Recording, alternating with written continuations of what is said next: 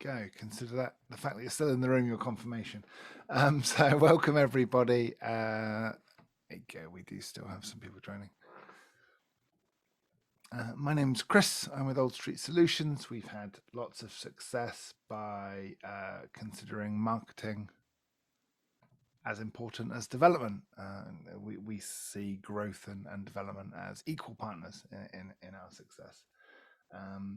I've had wonderful meetings with the community, many of whom I've already spoken to before. I think this is a really useful and interesting forum because although some of you are direct competitors, most of us aren't. And so I think it's nice to share ideas and just help lift each other up as the Atlassian marketplace becomes more mature and professional. Although that doesn't mean I take all of my marketing that seriously. I have a few ideas of things we could talk today, but I'd like to start by opening it up. If people want to introduce themselves, you don't have to if you don't want to, but you could maybe share anything you'd like to talk to, any questions you have, anything that's bothering you and your marketing team at the moment. So yeah, let's start going around there.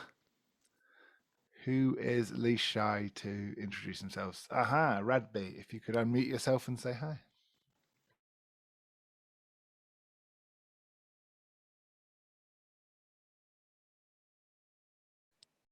Okay. Hi, I'm Rina, and I'm the CEO of Radby. We are a solution partner and recently have ventured into marketplace territory. I can say that marketplace marketing is totally a different game than solution partner marketing. More specifically, we have a very new app that is on the marketplace since a month ago. And I'm now most of my time doing marketing, and any tips and ideas and leads on how to get started. And I think that for each app that is put on the marketplace, the first 100 downloads are probably the most difficult one. So I want to focus, from my point of view, my main interest is how to get these first 100 downloads.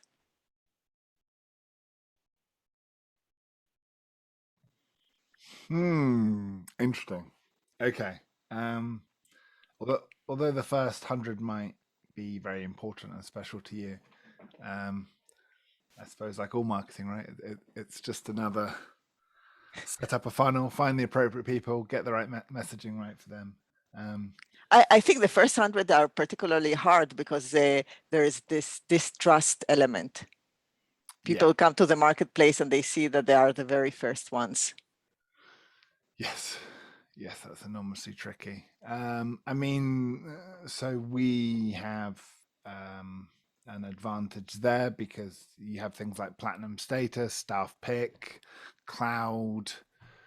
God, they keep changing the names, but all of those badges and bells and whistles, right, that show we are secure, compliant, and trying our hardest to do that. You said you had a services company. But maybe we should continue the roundtable. I don't know what's the format going to be, but I threw my name and the question, but no, maybe it's true. We should go around. I should leave it there and leave it. But I'll just say, you've got a services company. I bet you have close client relationships with. Yes. I don't know about 100, but at least some to get the ball rolling. And most importantly, I found with the first 100 is get their feedback, right? Anyway, that's an excellent one. So getting started with the new app. I'll write it in the notes.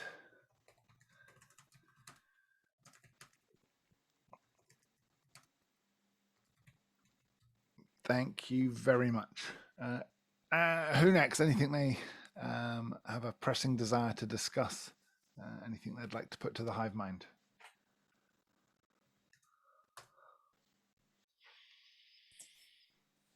Yeah, I'll go. My name is Brian. I work with ALM Works. I'm our senior digital marketing manager. I'm relatively new to the team, been here a couple months, so still getting used to the marketplace platform and just how everything works. I guess my question that I'm very interested in is, I've been digging into the attribution reports and just really trying to get just some of this data that Atlassian's throwing us, and for the life of me, I don't know if it's not very accurate or if I'm just looking at it the wrong way. But just trying to tie in, the numbers that we have, our Google Analytics, and with the attribution reports, and trying to come up with some solid facts and talking points to go over with the team with. Thank you, Brent. The good news is it's not just you. That's very refreshing to hear. For the Atlassian marketplace, it's been the bane of everyone's life for nearly a decade now. So. Music to my ears. Perhaps we'll get Craig to talk on that, who I think is a year ago now came in and said, how can we do this thing? And I was like, maybe Atlassian will fix it one of these days. We'll see. Excellent. Thank you, Brian. Who's next?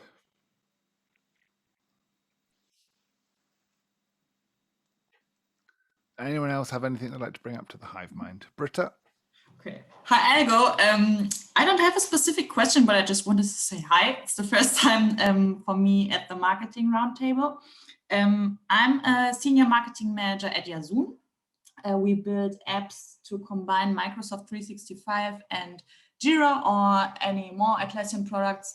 So I'm interested to hear a few stories from your side, and yeah, happy to meet you guys. Thanks. A pleasure. Thanks, Britta. Is there anything else from anyone else we want to have as a topic to discuss? Last chance. Yeah. Hey, Chris. Okay. Hey, it's Patrick. Hey, Patrick. How's it going? How are you? Just maybe I'll just follow up with that. Just another hello to everybody. I'm Patrick from Trundle. We're dipping our toe in the marketplace with a couple products right now. So the first 100 is a relevant question to me amongst others. So we are a services heavy company, but we want to become a product company. So mostly here to listen and learn. Superb. Thank you very much. Cheers, Patrick. Leo, I see your hand up. Is there a topic you'd like to discuss? Oh, hi. Yeah, it's Leo from Move Forward. The topic which bothers me the most is like activation. So I'm curious to learn how other people activate the people who trial the products. This is probably the most important question for me. Yeah, because we don't do anything. One of my favorites. Some email campaigns. Yeah, good one. Okay, thank you so much. So someone also asked me in Slack last week if we could talk about conversion rate optimization, and so there you go. In a very agile and last minute fashion, we have an itinerary and discussion pieces for the day. So thank you very much for that, Leo. It's on the list in the chat. I will remember to get to activation shortly. So the first one is getting started, a new app. Sorry, Anna, was your hand up? Did you have a topic you wanted to discuss, or did you have some thoughts on any of these topics? Yes. Hi, everyone. I'm very happy to be here. Thank you, Chris, for organization. And I'm very glad to see a couple of people whom I already know. Actually, I had one more topic. I'm not sure if it's if we have enough time to discuss it all today, but it would be great for me to hear the experience of other vendors, how you work with gathering customer reviews and collecting information on customer use cases. How do they use the app? What business problems do they solve, and all this stuff. Because I think it's important to know in understanding how to develop the app further, which features are principal and which are not. And of course, customer reviews in terms of stars on the marketplace is also a marketing tool. So I would be happy to know if any one of you has successful stories of working with this. Brilliant. Thanks. Thank you so much, Anna. So a lot to get through. If we don't have time, that's okay. We can do another one next month. So let's get started, which is a perfect segue to getting started with the new app. So the first 100 downloads are the trickiest. How to build trust when you're new to the marketplace. As I alluded to, if you have other apps, then you can use that to make the vendor profile look good, and you can have a mail campaign to your current customers and say, would you like to try this new app for free, sort of thing, to help boost the early growth. But what happens if it's your first app? as I was starting to. I think I recommended if you've got a services company reaching out, you can get your consultants to actually install it on your clients' instances. And you know, if you give it for free, there should be little resistance with that, and get some feedback there.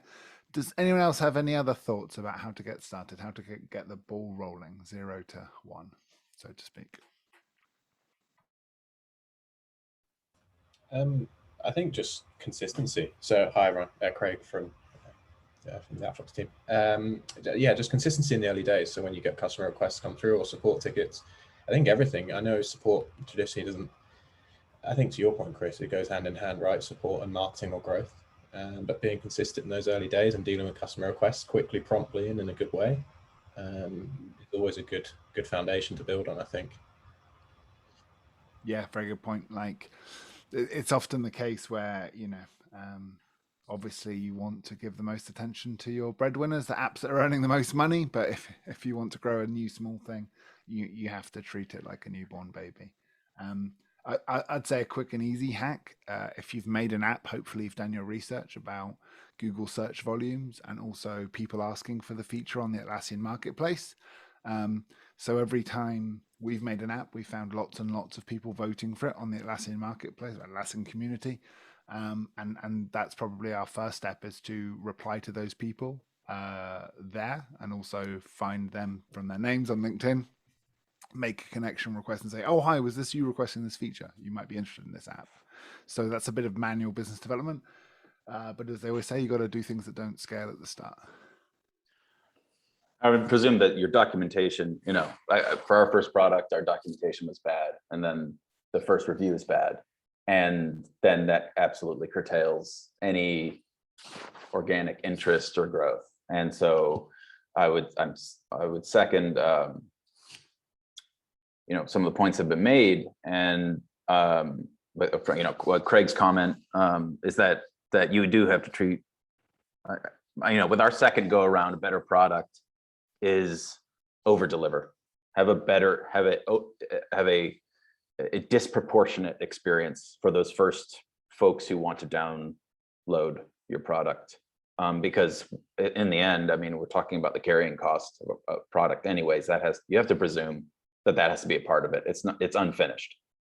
You always have to have divine discontent with the product anyways, and always want to improve it. But on the support side, and I mean, those first reviews are so important, which I mean, unless somebody disagrees, we find that, you know, if there are current customers on the services side, or somebody who came across it in the marketplace and was an early adopter and said, what the hell, you got to get good reviews and happy feedback.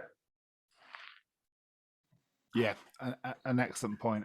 Like, as I was hinting at, I think you said it really well, that you just have to overcare, right? The first few, it's so important to nurture. At the same point, and this is the balance you had, the two sides of the coin. You can't wait till it's perfect, right? If you're waiting till something's perfect before you release it, then it's too late. You need to be getting feedback. And so I think tying those two things together, something I've learned from the restaurant industry, right? It's okay if someone complains, as long as you handle their feedback, make sure you look after them, give them everything they've asked for, and then next time they come, they can see the things improved. So yeah, that I'd make it clear with your early people that this is a beta or whatever, and that's why you're not charging them. I think it's really important at the start. People, you know, if you see the best rated restaurant on TripAdvisor, it'll be the cheapest in the town. It'll be a chip shop, right?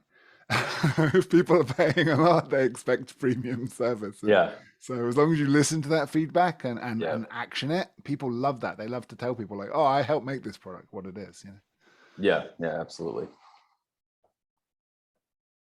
Excellent. Does anyone else have any thoughts or advice on that? Oh, and by the way, sorry, one more thing to add. Documentation things, and I'm doing, you know, I'm finding that with this event we're hosting in October, is that you have to prepare things for the lowest common denominator. So, you know, there's a reason, for example, that when you go to a pool, they say, don't dive in the 3-foot section of the pool. It's that there's some people who might think, hey, maybe I should dive in 2 feet of water, you know, and why we have traffic laws. It's for the dumbest of us. And I know that that's not a negative thing. I'm just saying that when you prepare documentation, you can't go with that you have to assume it's a complete blank slate, complete unawareness of even core navigation tenants in Jira to be able to set something up on the admin side or something like that. So be highly intentional about details, be very stepwise in documentation. That's what I'm trying. That's what we found with our first go around with the product. Second go around, I'm saying, let's make it idiot proof. Because that people would really appreciate that. Yeah, it's an excellent point. And you know, it is patronizingly simple how you need to make the instructions. But part of that isn't just that, like, oh, well, if they just thought about it, that they're not thinking about it. They don't care as much as you. They're half paying attention. They've got YouTube on. They've got other stuff to do. They've got people shouting in the background. So if they are half paying attention and don't instantly get what you're about, you've lost them.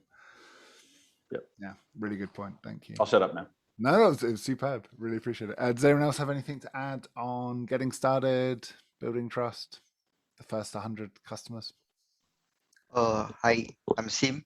Yeah, first of all, I would like to thank you for organizing this event. To add on to what Patrick has added, actually, I would like to suggest another topic is how do we actually get more reviews?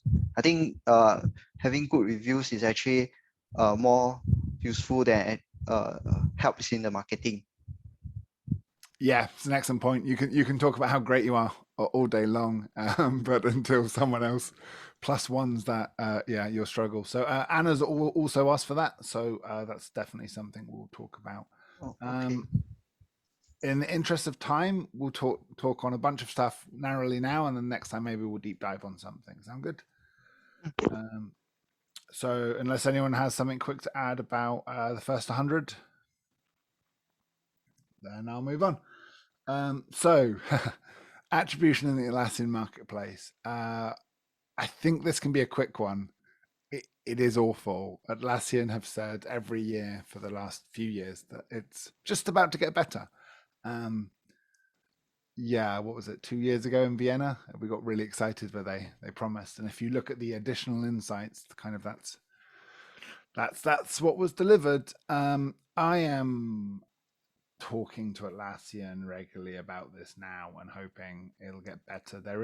All I'll say, Brian, is we've done work with a consultant that we recommend to a few people, and he's tried to help a bunch of people with varying degrees of success. You never get attribution properly. You never get the data you need. It's an absolute nightmare. The best we've done is to push traffic through our website and then to the Atlassian marketplace rather than direct. Just because that helps us with Google Tag Managers and stuff. But yeah, I've yet to find a partner who's happy with the analytics that Atlassian spits out. And the only promise I have received is that soon we will have access to a big Tableau data visualization tool that should be better, but I wouldn't hold my breath for it because I've heard these promises from Atlassian before. You can visualize bad data all you want. If it's bad data, you really can't do much with it. So temper expectations. Got it. Appreciate it. Yeah, it's really not your bad. I'm sorry if I'm such a cynic. If anyone else has any more optimistic, if anyone tells me they have a beautifully well mapped out attribution plan for all of their data, I would love to hear from you.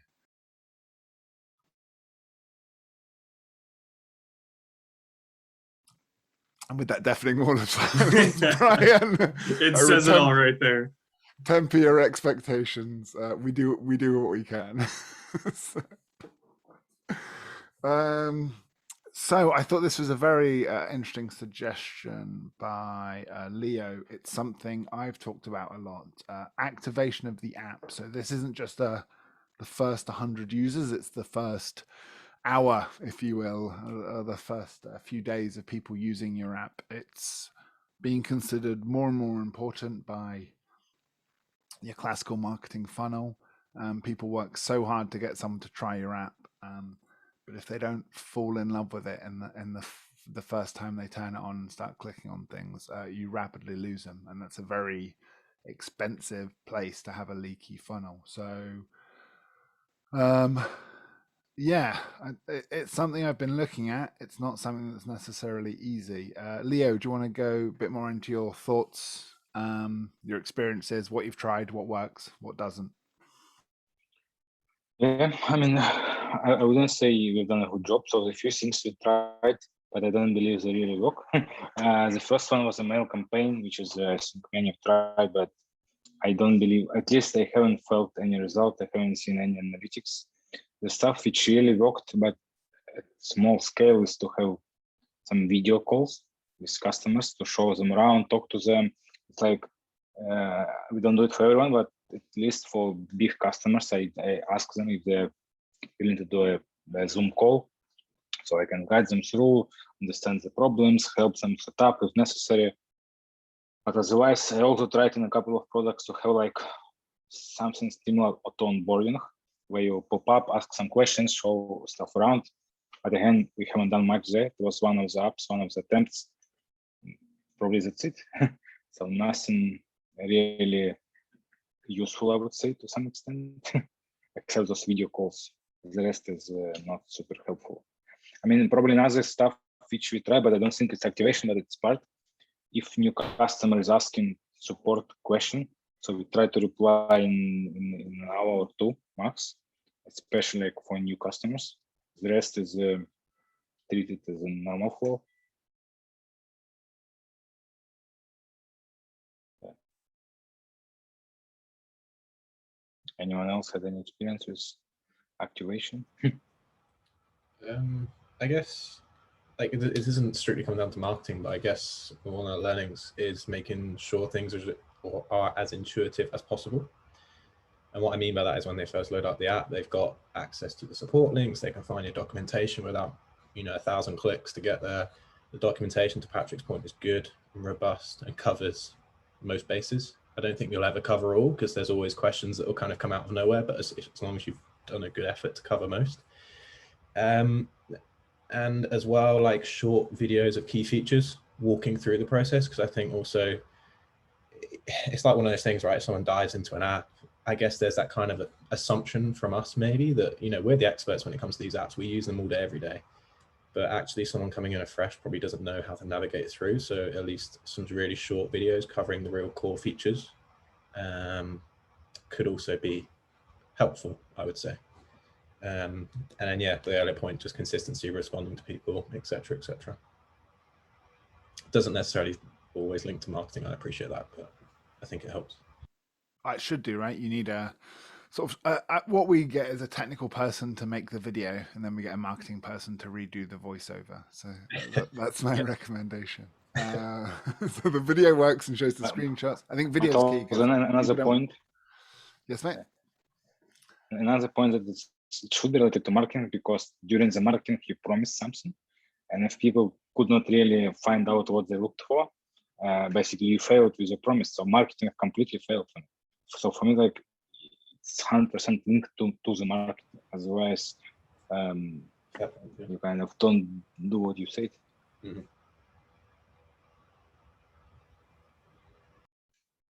I mean, a few nice things which I looked for, but I haven't implemented is, I don't know, Reforge.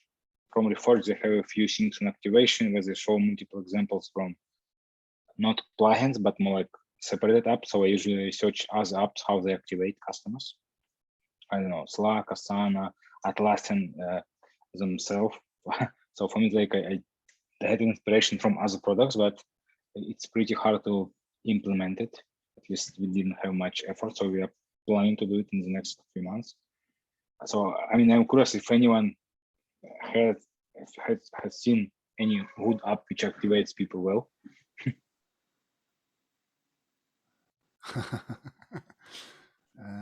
If they're talking about it, they all claim they do. I think it's always worth thinking about. It's that classic DevOps of product and marketing, right? Like, it needs to be unified together. It needs to be a very good UX, so it needs to be intuitive enough that they can sort of see what to do. I think video is a good one because it's very hard. I don't know how, maybe different people's brains work differently, but I can't read a documentation and then know how to fly a plane. Right? Just doesn't work that way for me. Whereas a video really helps. I have found that the sequence email of some tips and tricks is one of the only email marketing campaigns we do that is successful these days.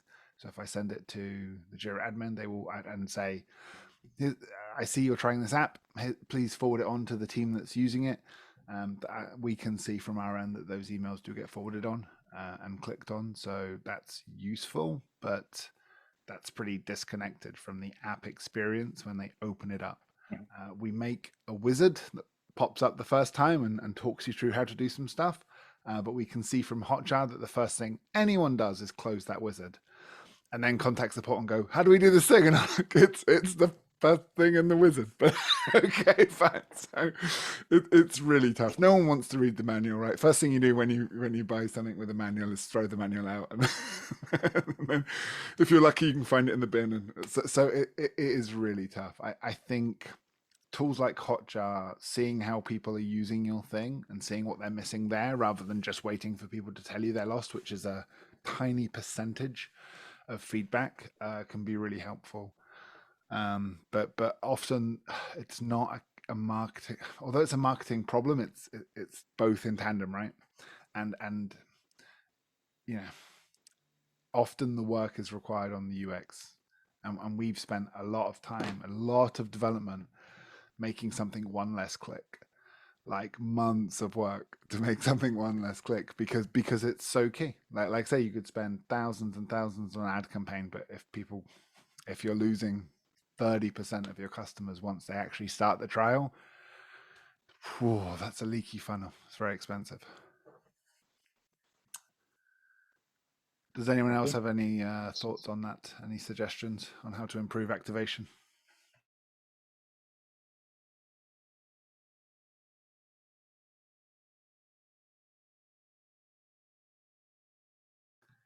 It's a tricky one.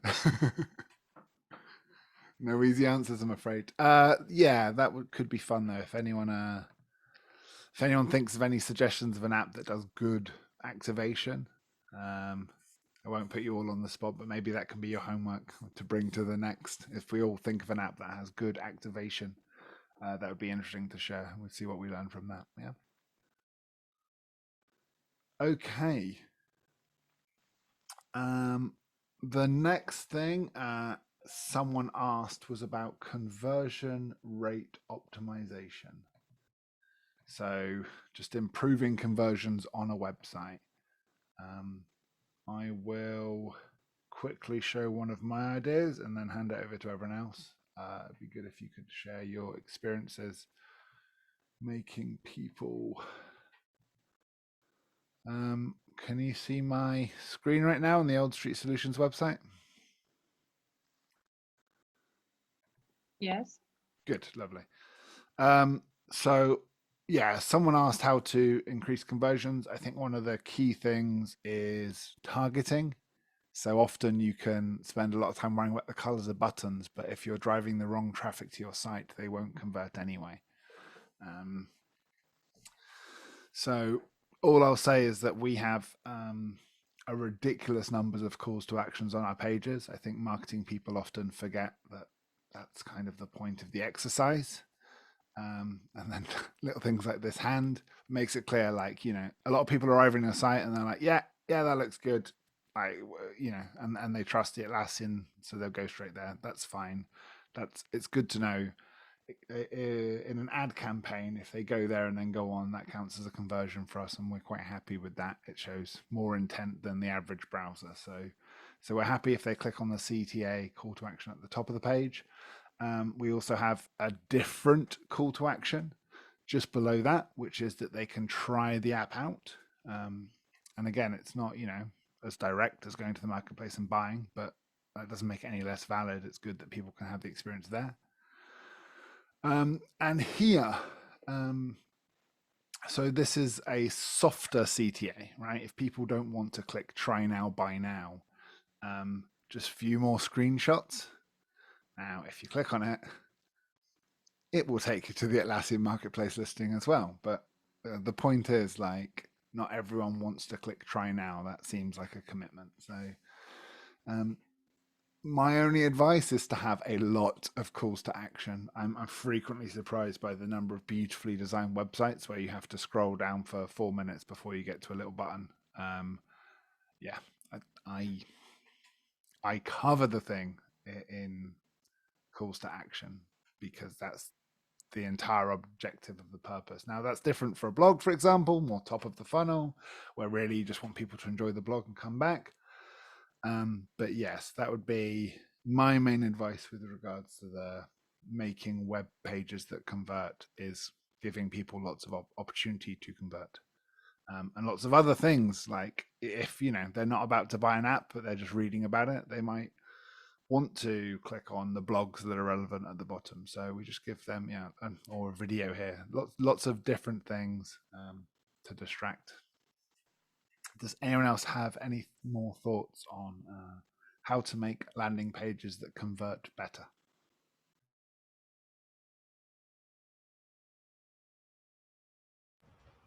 One of the other things that's quite useful is, it's a call to action, but booking a demo call or a direct call.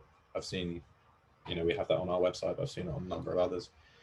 And actually that's a really good way. If someone has questions, they don't necessarily want to go straight through to the marketplace, which is probably seen as a bit more salesy. You're kind of at that point of purchase.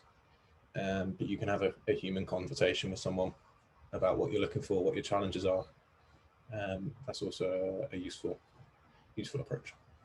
So is that like a contact form or a actual book a calendar appointment form? Yeah, the contact forms are another step, I feel. So one thing I've used, particularly on the marketplace, but also some on our website, is direct to Calendly. So you can almost book that time into the diary straight away, rather than sending off a form waiting to hear back. You can do both, I guess, but yeah, Calendly is a bit more streamlined.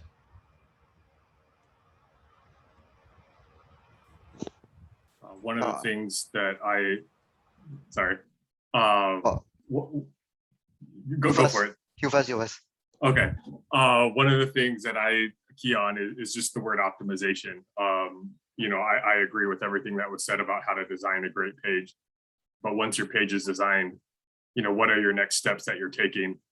Are you testing anything? You can create different versions of the page to look at which one converts better. Chris just showed us 15 different buttons on one page. Which buttons are actually converting? Are more people clicking on the view more screenshots versus the demo? And then you can just kind of see which ones are working better. You can then start trying them out on different landing pages, but really break down, what you're trying to accomplish, how you're getting there, and then what is actually working, and then kind of rinse, repeat, test. That's usually the goal that I have when I work on a page of how to optimize it and just improve efficiencies and make it better.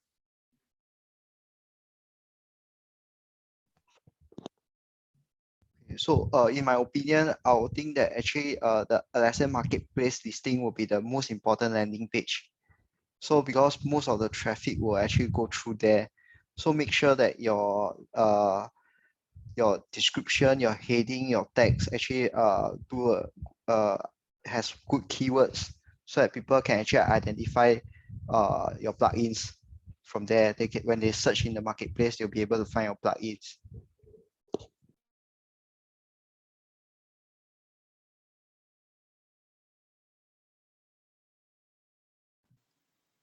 Yeah, both excellent points. I think, Brian's right. I do throw shit at the wall and see what sticks, but I can do that because I have a quant that'll tell me the results later. So, but there is a method to my madness. It's just someone else's department. I've outsourced that job. And an excellent point by Sim, of course. Of all the things to work on, your Atlassian marketplace listing must be phenomenal. And do everything you can. I disagree with some people on the best way to do screenshots. Something that really bothers me. I make screenshots of my app, and I want that to convert. And I know a lot of people that get illustrators to make artist renditions of their apps. And I think if your app's that ugly that it needs a filter and a touch up, maybe work on your app some more. But that's just my philosophy. Does anyone else have any thoughts on conversion rate optimization on the website or on the marketplace?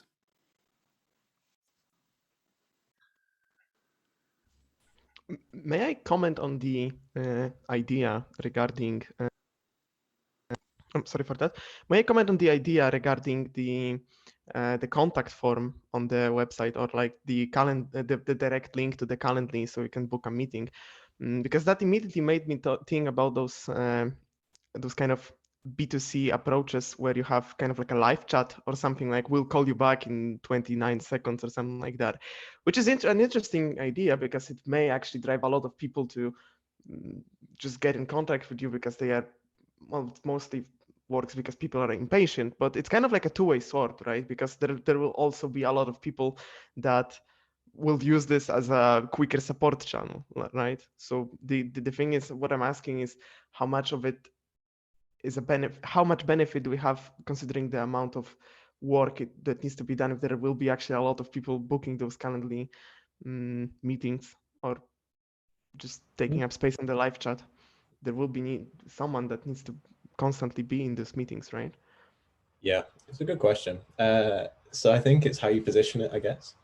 Like wordings like book a demo, or you know, I think to your point, you're right. You don't want it to become another kind of avenue to support, but at least in my experience, 99% of people are people that are interested in the product and want to know a bit more and ask specific questions to them. So I haven't found it to become this alternative support channel, if that helps. Okay, thanks for saying that.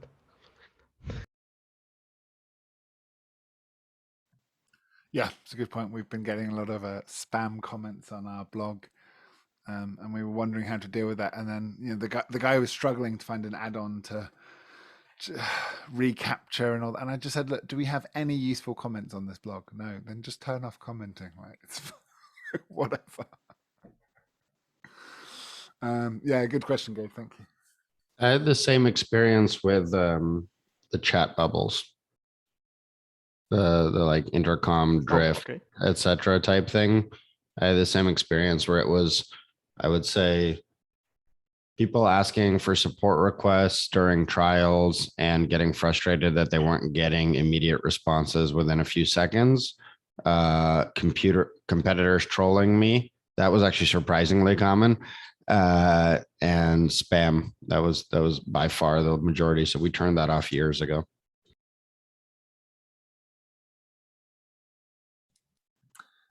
So Craig, do you have any idea why you've had success with it when Boris had such a bad experience?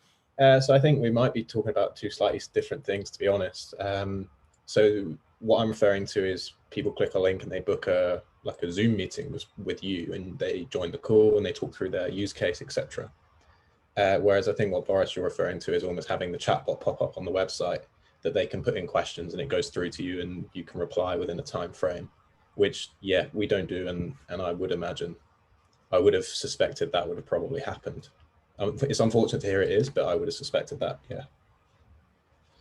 Yes, and as Craig said, with his method, you can actually, word things correctly. So it's actually book a demo, as you said, for example. I was just interested about those chat bubbles because I see this being used a lot with B2C businesses, and they seem to have a lot of great success. They say that it's a great method for getting engagement, and a lot of people actually, and a lot of customers connect this way, but it's rarely used with B2P. So I wanted to use the opportunity to ask about if anyone had an experience with that.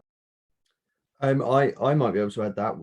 I'm from Hindsight Software. We make Behave Pro, and we have intercom as one of our main support methods. So we have it even built into the product. So when you're in Jira, then you can contact support using the intercom bubble when you're on certain pages that Atlassian will allow us to put it on.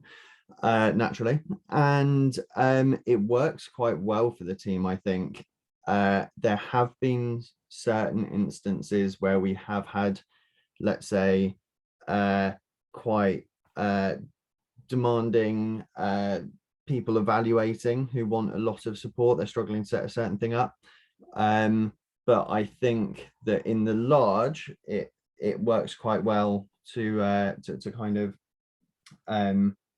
be present and have a quick way to talk to people. The other way it's helpful to us is if it suddenly moves from being a support conversation to like a sales conversation, then I can jump in and my colleagues can jump in and that sort of thing. So you can kind of have more than one person involved in each conversation, if that makes sense. Yeah, may I ask a question here?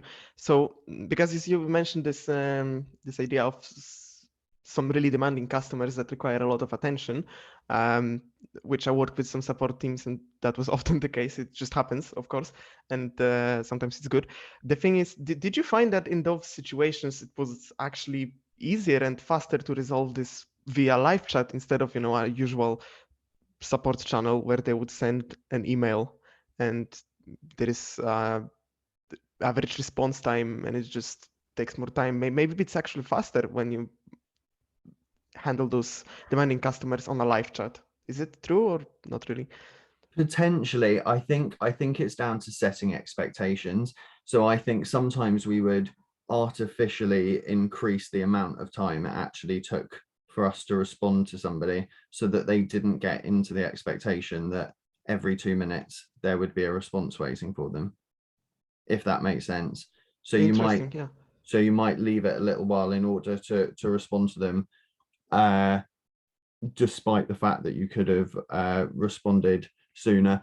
And it's been fairly rare that we've even had situations like that. It tends to be just quick offhand questions that you can just respond to them with fairly quickly. And the other benefit of having a method like that is it has all of our documentation is hosted by them as well. So you can just insert support articles, you can insert kind of snippets, like pre-planned snippets of text for common questions. So there are definitely pros and cons. The only time we've had a real problem is when someone's had like it was their system was all wrong. So they kept on looking to us for like why it wasn't working with us, but the way they had their Jira and Git interacting was just so kind of crazy convoluted that I think it would have been a problem whether it was via email or via intercom or whatever, because it wasn't really, it wasn't anything to do with us in some respects. Yeah.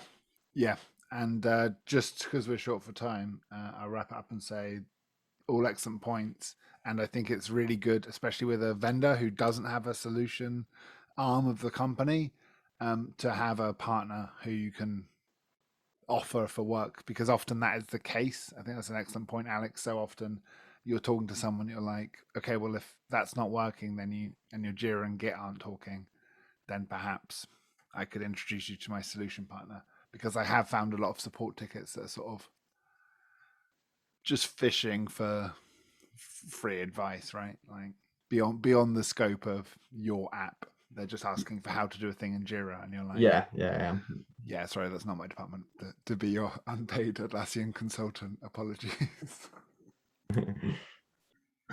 Excellent, very good. As we're short on time, then we'll go to the last point. That was really good, though. Thank you all.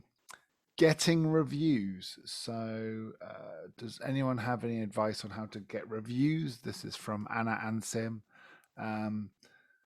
I mean, especially the first ones are really important, obviously, to get traction. And then not just reviews, but we'll talk about case studies as well, which are a nightmare to get in this day and age. I find so many companies can't give you permission to get a case study. But we'll start with reviews. Any advice anyone might have for getting reviews? What's worked? What they've struggled with? Well, that was my question. And I can tell how we've collected the first reviews. Actually, in the very beginning, it was working because we were asking reviews from all the customers or all the users who contacted support and with whom we worked closely and communicated with screen sharing, all the stuff. So the customers which went with the purchase and were happy, they were open to provide, to leave a review on the marketplace. And that was working. And since the app is working better now, we don't have too much communication with personal communication with the customers. So it's mainly in the Jira service desk, so as you mentioned.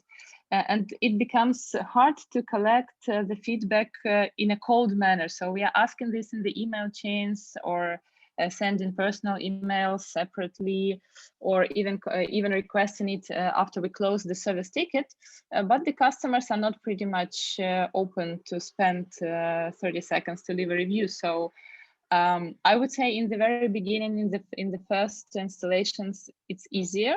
And you can also try this, the vendors who are struggling. And I would be happy to know how the others are doing when you're more than 100 installations and you still need reviews.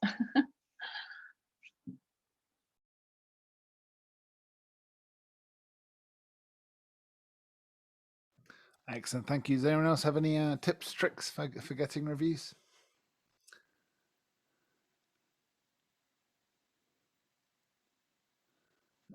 My go-to is support. And I think, as Anna said, you know, if you're in an email chain, that's harder. But if you've just jumped on a call with someone and given them excellent support and fixed their problem, you'll see this thing a good salesperson does. Where like, so does that fix your problem? Yes, excellent. Would you mind then leaving a review? It means a lot to our development team.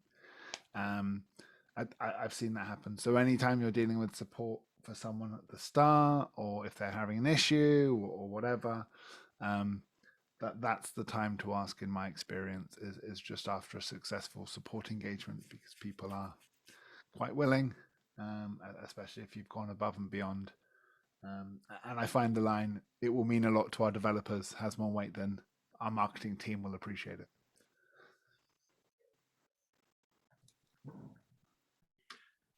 That's a really good idea about the mentioning. I find whenever I mention developers, then I had once where it was like an evaluation that was just like an evaluation abuse almost, you know, it went on for so long. And I emailed saying, you know, our developers work really hard, and they were like, "Oh, sorry," and bought. But I would say for reviews, it's just asking the question. I feel like, you know, sometimes it's just the more you ask, the more you get. So just like every positive interaction you have, then just ask the question. Yeah, it's a good point. And I will reiterate, I think it's hard to do by email. Anything you ask by email, if you don't have a close relationship with, they're just so much less likely to convert, especially if it's a bit of effort. Whereas if you're on a Zoom call with them or whatever, it's just that much more direct and more likely to get a yes. Our case studies likewise have only come from like big accounts, where we've had multiple meetings with them, and then the account manager feels comfortable enough to ask if it's okay. And then by that point, often, especially with a more complicated app, you have an evangelist, right? Someone that's actually hopefully enthusiastic about your app and has done the job of selling it to their organization. Because to make a sale to a big Fortune 500 company normally takes someone to actually get out there and work for it to happen. So once that person's done that and G'd up for that task, they're probably perfectly positioned. The next thing to ask is, once that happens, like, ask them to put you in touch directly with marketing and legal. And all I'll say is, just if you ask 10 times, even from these enthusiastic people, you're lucky if you get one case study, because so often now with big companies that you'd want to put the logo on your website, their legal's just going to say no, just as a force of habit. There's no value to them to announce that they use their site. It's huge value to you, right? But it's not really worth much to them. So unfortunately, the default answer is often no. Yeah, yes, absolutely. This is the practice that I face. So as you said, exactly. Kiss a lot of frogs, and one might turn into a prince. You never know. Sorry. That's about a wrap for us. Does anyone else have any closing thoughts, any topics they'd like to deep dive in on for next month's meetup? I'm sorry, can I just get back to the question about reviews for us just a second? Because I thought that maybe someone will pick up this elephant in the room, but it's just a wild thought. How about, offering something for reviews, like a small discount? or something like that. Did anyone find any luck with that, or is it immoral to even suggest? It's not immoral. It's not that immoral, but from what I know, it's not in line with the Atlassian rules. So maybe Atlassian never knows that you offered a discount for the user. It's but okay. if No, it is, no one in this meeting is a snitch. It's what happens here stays here. It's well, fine. so actually, we haven't practiced this due to this reason. So if anyone has such a practice, I would be happy to know, because if it's really working, maybe we can also try. So not Hindsight, the current company I worked for, but a company I worked for previously used to give £50 per account manager for every account manager that managed to bring in a review. So you're not incentivizing the client, you're incentivizing the account manager. So it's always front of mind for them to ask and go that extra mile to try and secure the review, because in the same way it doesn't really benefit the client to offer a review, it doesn't really benefit the account manager either. So if it's easier not to ask, they may not ask. Well, thanks. Yeah, nice idea. Thanks. It probably is worth at least 50 quid, hey? Good review. As you say, you can spend a lot on content marketing, Google AdWords, but a good review is one of the best social proofs you can have out there. Yeah, indeed. Yeah, along those lines, I mean, this is a previous company, not with Atlassian Marketplace, but we would offer Amazon gift cards or charitable donations to the charity of their choice. So it wasn't exactly a gift to somebody or a discount. And I mean, when you start bringing up charities, people are genuinely ready to do something a little extra. So we had a lot of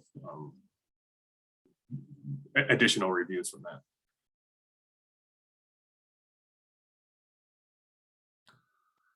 Lovely. Okay. Thank you so much, everyone, for your contributions. It's really good to restart these meetings and get back in the swing of it. If everybody could please keep an eye out for an example of a software that has a good activation, right? So yeah, if we could share those examples. If you're not going to come to the meeting, feel free to share them in the Slack channel. And could everyone please suggest some topics to deep dive on for next week? Does anyone have any ideas? Something next month, something they'd like to spend a bit more time on and hear some more opinions from? Maybe we could even get a few people screen sharing and showing how they do it, how they used to do it, how they'd like to do it. Yeah, one thing we talked about today, I forget exactly where, but it was like we'll get evaluations, and it's often, you know, gate kept by the Jira admin. And Chris, I believe you were saying, you know, send an email to the Jira admin, have them forward it. But like, what are the most effective ways to actually get in front of the user with emails without them coming to you? And kind of bypassing the gatekeeper.